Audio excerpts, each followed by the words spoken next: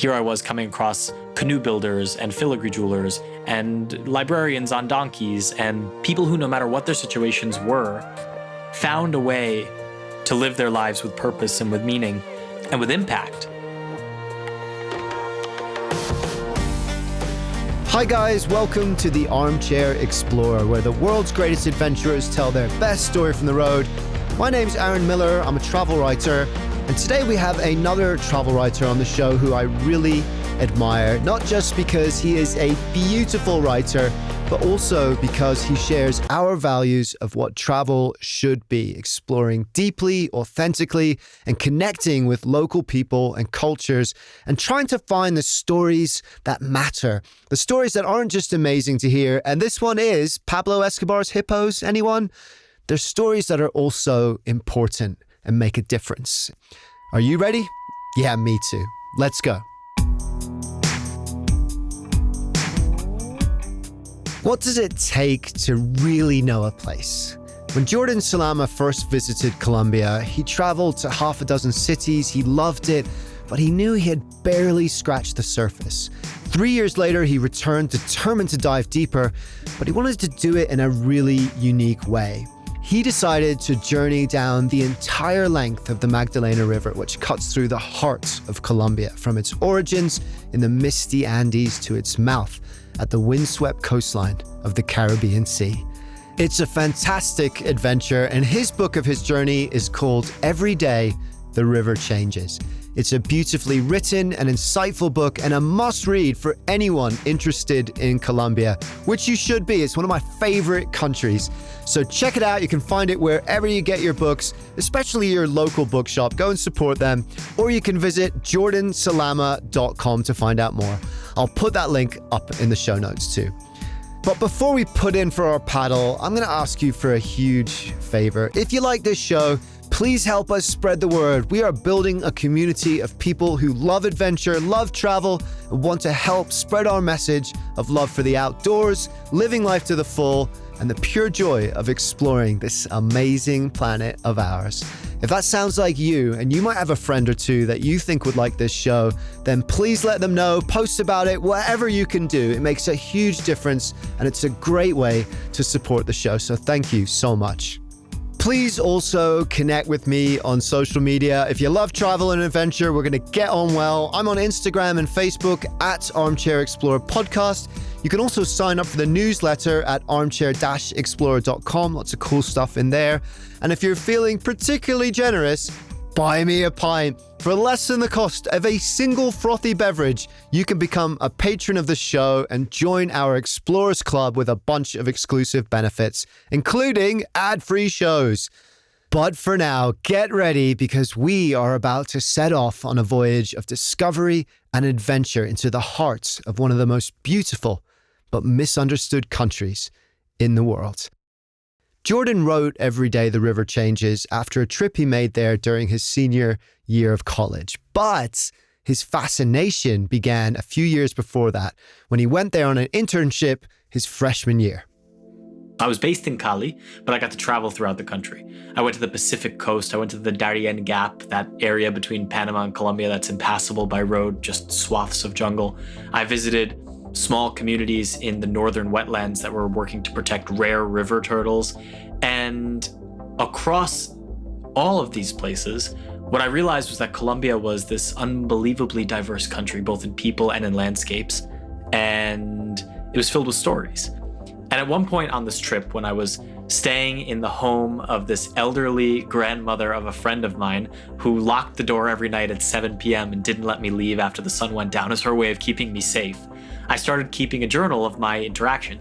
And in those sweaty nights under my friend Sandra's grandmother's curfew, I started writing down, stories about the people who I met, the places that I visited. And that was the beginning of this project. A few years later, when it came time for me to write my senior thesis, I was thinking maybe I wanted to write about a river, a place that was just, about people and nature and how, communities interact with the natural world around them. And I looked back at those journals and I remembered that a lot of people told me about this place, the Magdalena, that if I wanted to understand Colombia, I had to travel the length of this river, something that a lot of Colombian people wanted to do, but not many have. And I decided, okay, you know what? Why not? Unfortunately, many people around the world know Colombia primarily as the backdrop for its years of political and drug-related violence. And while it has undeniably had problems, that stereotype has never been a fair portrayal of this varied, friendly, and truly amazing country. I went in with a kind of intent and focus to write a story that could perhaps push back on some of the negative stereotypes that characterize Colombia and Latin America more broadly, which are stereotypes of violence, of drugs, of conflict and bloodshed and fear. But that said, I think that there is this kind of culture of, or at least in the places where I visited, the people who I spoke with, manifested this idea that they lived in a place that was very special, that had touches of magic. I think that a lot of that might come from two sources that might conflate in some cases, which is one being that this is a huge culture of folk tales and legends. All across the Magdalena, folk tales and legends serve a very important purpose. And then there is the very seminal influence of Gabriel Garcia Marquez, the most famous writer, of course, in the history of Colombia. He is thought to have invented the genre of magical realism in Latin America, at least. And in large part, he was inspired by the Magdalena, which was the river of his childhood. And so I think that as a result of his stories, which have since been conflated by people who I spoke with real life, like people like to make a joke, like they call it fiction, but really it's the story of our lives. I think that there's these like interesting intersecting lines of what is considered to be magic, quote unquote, and what's considered to be real. Marquez's magical realism is a wonderful combination of fantasy and reality, like a dream state where the real world is infused with subtle enchantments, which in many ways, especially here by the banks of the Magdalena, it is. Jordan began his journey to the river's origin. It was difficult, but it was also beautiful. A remote lagoon nestled high in the Andes, bordered with scrubby brown plants and dotted with mist. He woke up with the roosters before sunrise, riding in a crowded pickup truck through the winding roads and crawling higher into the mountains with each turn. In his book, he writes, "As the sun rose, the Colombian massif began to stir. The fog lifted. In a clearing along the pavement, a woman milked a bloated cow. Red and white buses filled with schoolchildren fought for passage on the narrow roads with horse-drawn carts and cargo mules. At every turn, as our pickup truck swerved around countless bends with steep cliffs, it became increasingly apparent just how far this vast landscape seemed to extend." The closest town to the source of the river is called Quinchana, and to get there is difficult enough. You have to take a 2-hour pickup truck ride where you're kind of hanging on the back of this pickup truck, your hands gripping the cold metal bars of the roof, and you're going down these like bumpy Andean roads. And you get to this town, which is just kind of one strip that's about a mile long. We crossed a footbridge and went up a mule path to a smaller settlement a little bit higher up in the mountains that is only reachable by pack animal or by foot. It was called La Gaitana. And in La Gaitana, there was this very old archaeological site. This area, called the Macizo Colombiano, the Colombian Massif, is known for these megalithic statues hidden, tucked away in the crags and mountaintops of this very hilly region. And because of the long-running conflict, for a long time, many corners of this massif were pretty unreachable, at least for outsiders. It was very small, very quiet, and most importantly, the river was almost untouched by human hands at that point still. It was clear. It looked like you could drink from it. Clear river that you know is going to turn into this huge behemoth later down, just a few more, 100 miles more, downstream. Jordan wasn't traveling alone. His guide was an acclaimed anthropologist, Luis Manuel Salamanca, whose devoted efforts to preserve Colombia's cultural heritage sites had garnered him national recognition. They trekked onward, slogging through mud, crossing rickety suspension bridges, and sweating profusely as the sun began its ascent in earnest. Finally, after many hours, they arrived at their destination. I remember being with Luis Manuel Salamanca atop this hill in La Gaitana near the archaeological site, looking over the river, looking over the small town below with steam rising from the chimneys of some of these houses, which seemed to meld with the clouds and looked like steam was rising from the river itself. And Luis Manuel Salamanca said something that I'm never going to forget, which is the peace process in Colombia is like buying an abandoned farm. He said, you have to put the seeds down, put a lot of effort into it, and then wait for the results to show, and that it could take a long time. And that was a very important observation for him to make to me at the very beginning of this journey, because it ended up informing a lot of the conversations that I would have about conflict and peacemaking and the environment even further down. Tragically, while Luis Manuel Salamanca was waiting for his seeds of peace to flourish, he was murdered, just a year after he guided Jordan up to the Laguna Magdalena.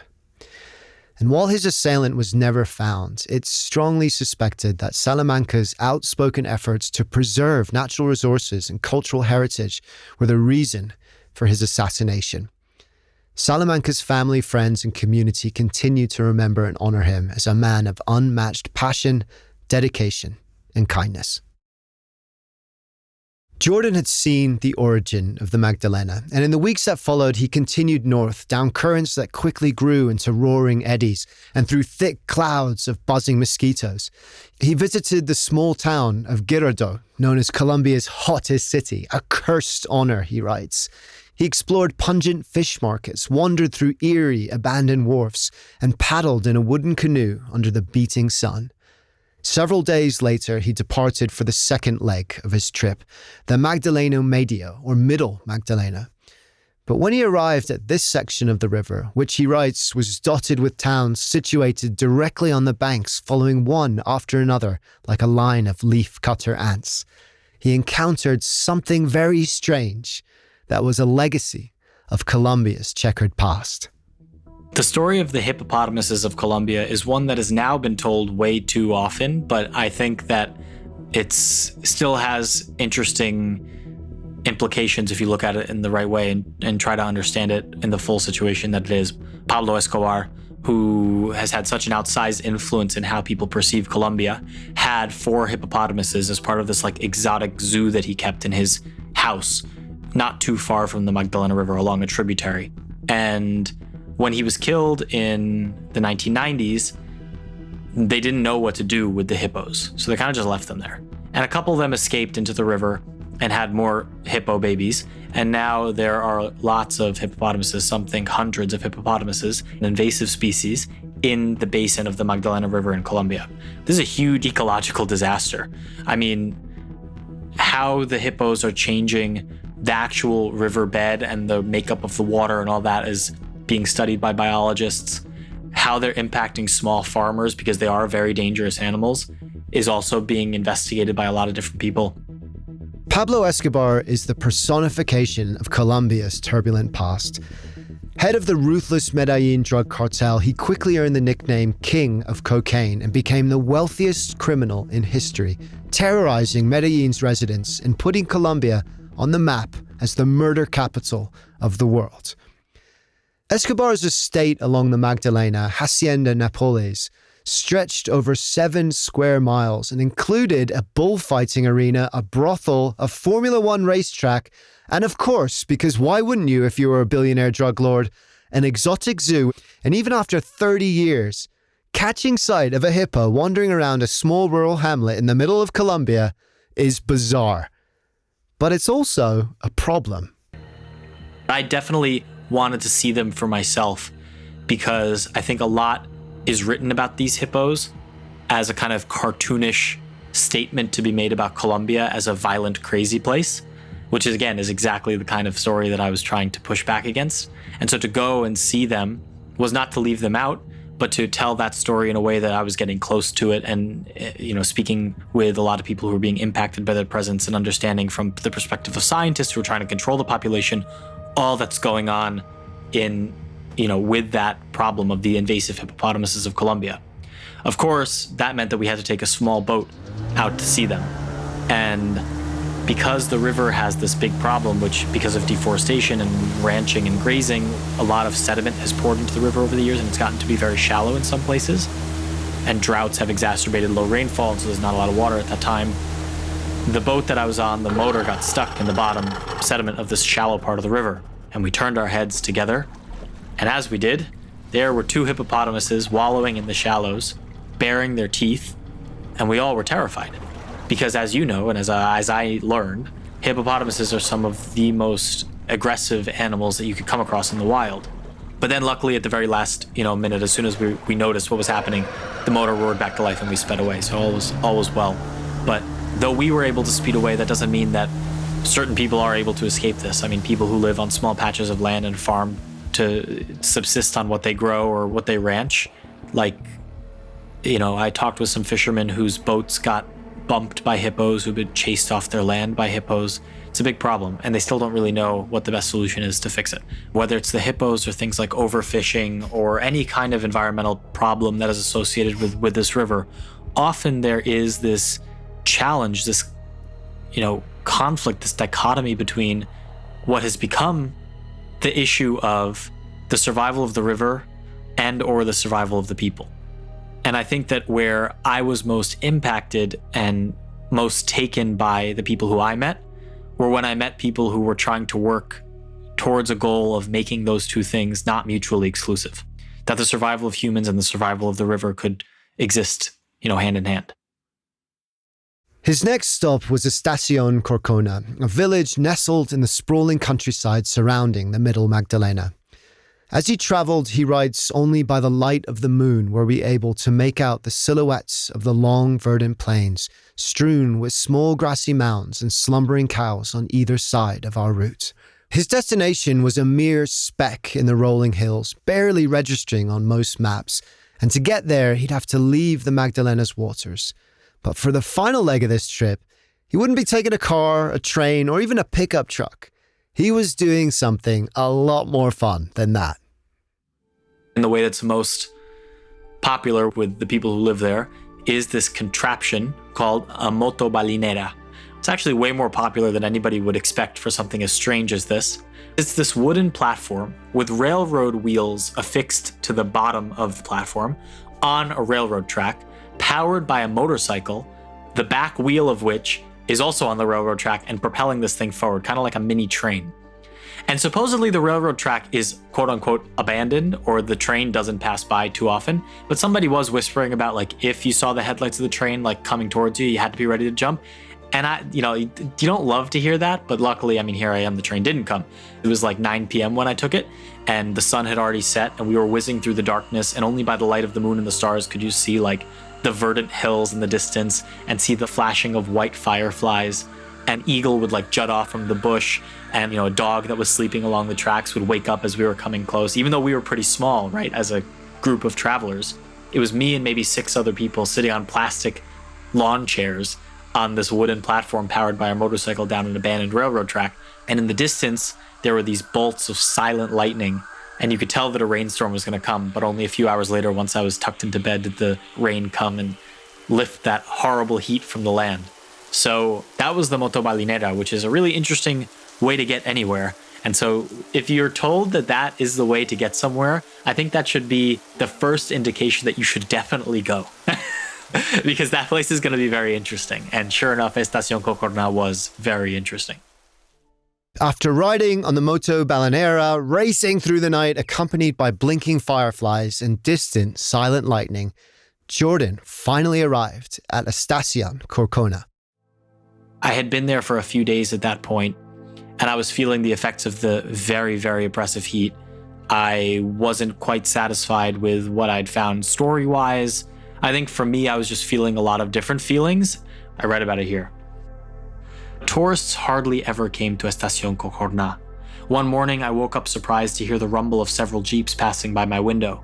They were transporting a group of light-skinned Medellin day trippers who had come from a float down the river Corcona in large inner tubes. Led by a young tour operator who wore a Boston Red Sox baseball cap and spoke perfect English, the tourists were as surprised to see me as I was to see them. After several sleepless nights in the insufferable heat, I hated myself for feeling relieved that outsiders had come, because they reminded me of the unspoken sense of freedom and privilege that we shared, the sense that, unlike the people who lived here, we could always leave.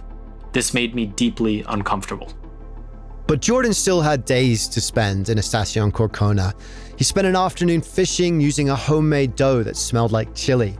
He played guitar for his hosts, a spontaneous concert of their favorite song ever, over and over again, Wonderwall by Oasis, because even there, in the midst of one of the wildest places on earth, everyone knows how to sing along to Wonderwall. And then he accompanied his host, Isabel, upriver to wide sandy shores where she released baby turtle hatchlings. Dozens of the tiny black reptiles, he writes, scurrying into the water, away from the outstretched arms of the people.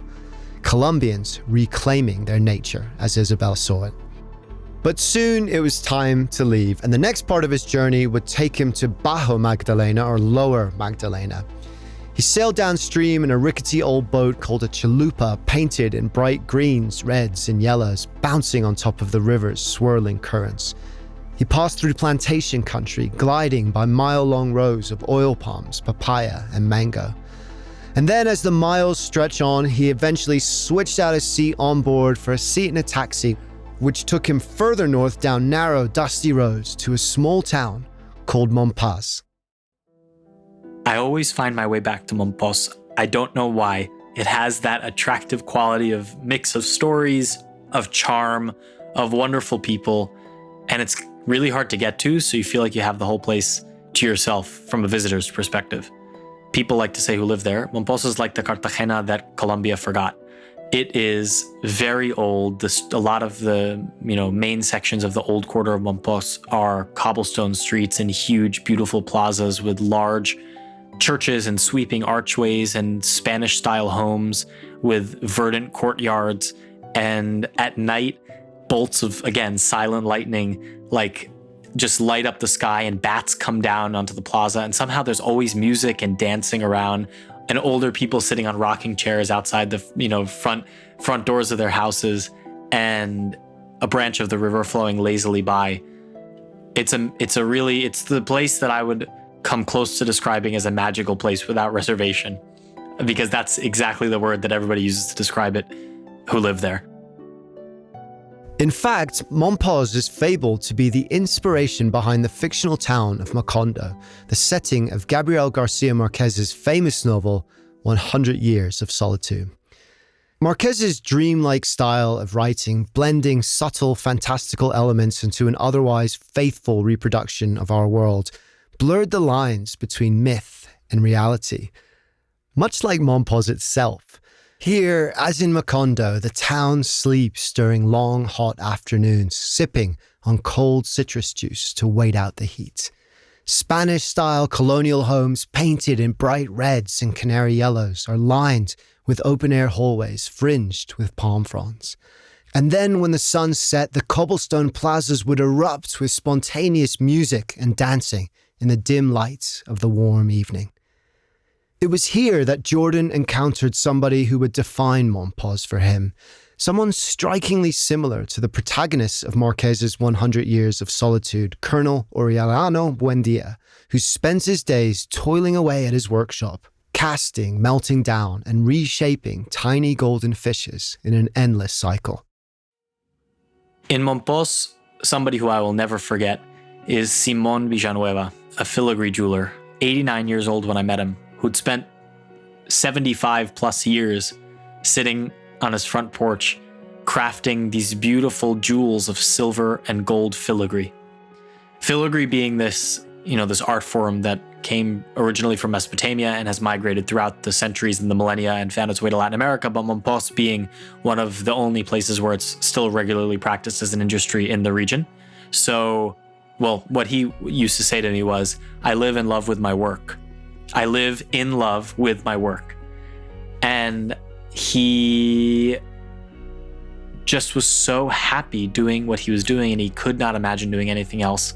Even though beside him, his glass cabinet filled up with, hundreds of these little jewels because there weren't that many people who were around to buy them. He just kept going.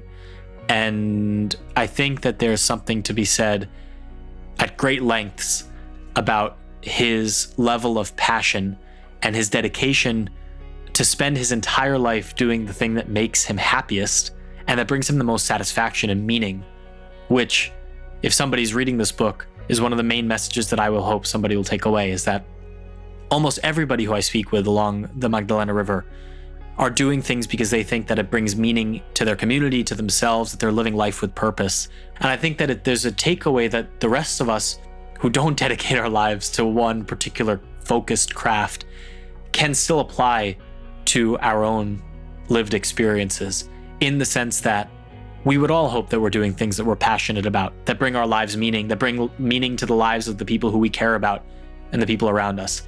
And I think that's a very overarching theme throughout my travel down the Magdalena River.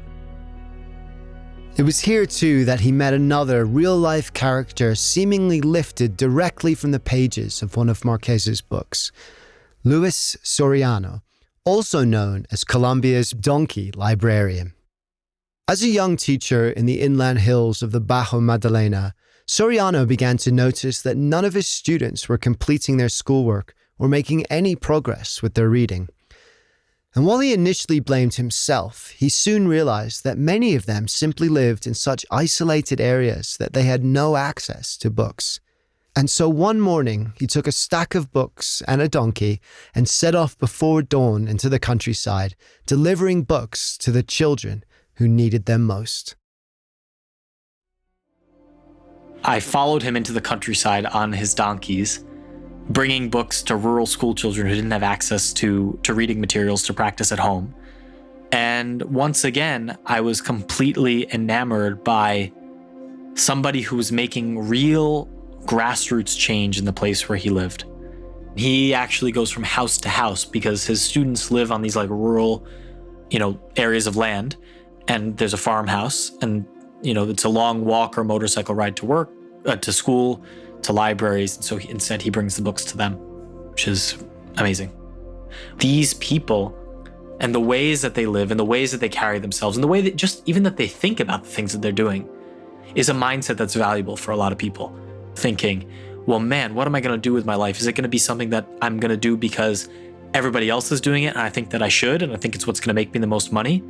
Or is there some kind of middle ground that I can find where I could still live a fruitful, comfortable life, but also a life that I feel has meaning, purpose, and impact? Jordan had come to Colombia because he wanted to push back against the stereotypes of this country and its people whom he had come to love. He wanted to push back against the prevailing narrative of violence and drugs and show the real Colombia hidden behind those thin facades. And what he discovered was a place where lives were guided by community, where purpose and meaning were discovered in small things, in jewelry made for the love of the arts, in traveling donkeys, in the bravery and tragedy of Luis Salamanca and the people who are fighting still for the land they love.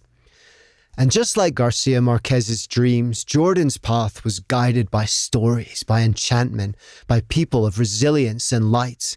And the closer he came to the end, the more he realized how much these stories echoed the essence of the river itself. Rivers have this really special power of connecting disparate peoples and cultures across space and time. I think that it's a very interesting concept to travel the entire length of one single river, which, the end of that river might be extremely different from the beginning, and all the places in between might be changing constantly. But the one thing that is constant is the water that is passing through all of these spaces. The end of the journey was really interesting because the literal end of the river was the only place where I was traveling entirely by myself.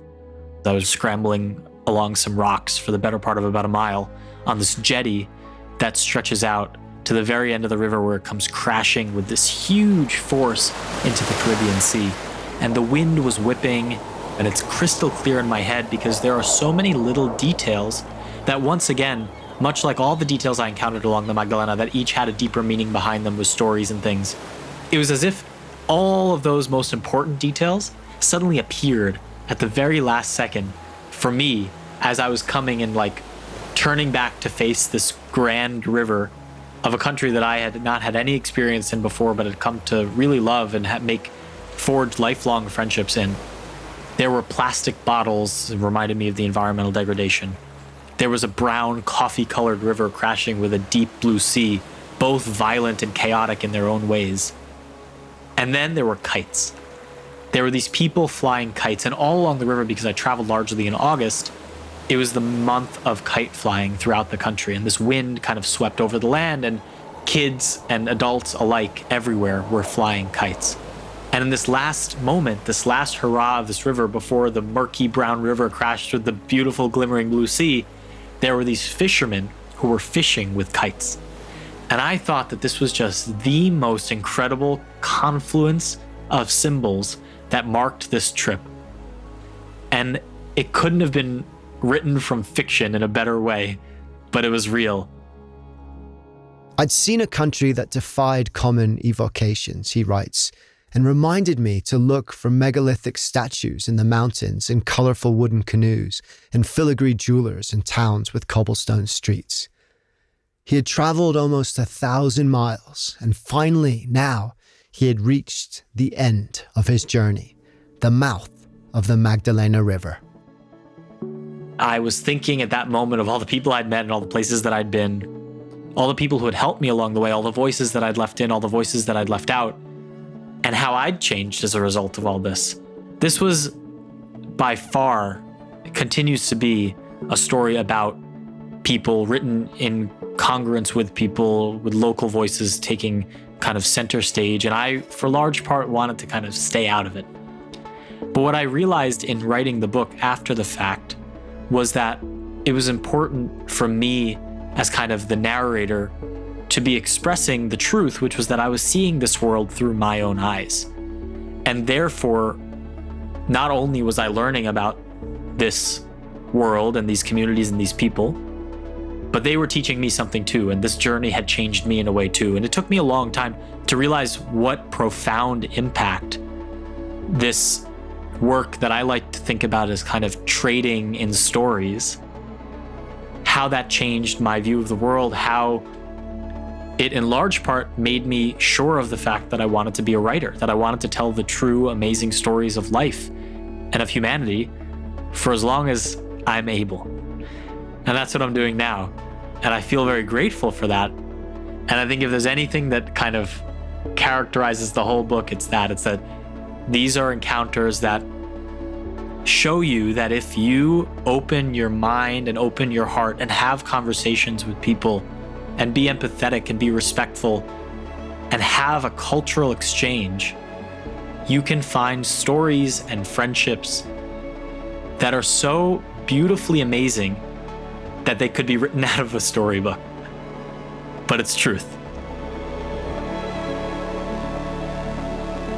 Thank you so much, Jordan. Thank you for taking us on this adventure. The book is called Every Day the River Changes. It's a beautifully written and insightful book and a must-read for anyone interested in Colombia, which if you weren't already, I'm sure you are now. So check it out. You can find it wherever you get your books, or just visit jordansalama.com to find out more. I'll put that link up in the show notes as well. So thank you so much for listening, guys. And don't forget to share this show with your friends. Connect with me on Instagram and Facebook at armchair-explorer podcast.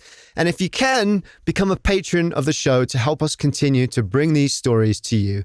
You can find out more about that at patreon.com/armchair-explorer podcast. The link is in the show notes too. So that's all for today. Thank you so much for listening and being a part of this community. Until next time, keep your boat afloat. Keep looking for that magic, that enchantment wherever you are. Because the more we look for wonder in the world, the more the wonder of the world becomes a part of who we are. Dare to be truly alive. This episode was produced by Armchair Productions, the audio experts for the travel industry. Find out about our other shows at armchair-productions.com. Jenny Allison co-produced the show with me, and Charles Tyree did the audio editing and sound design, and I think you'll agree they did an amazing job. Thanks for listening.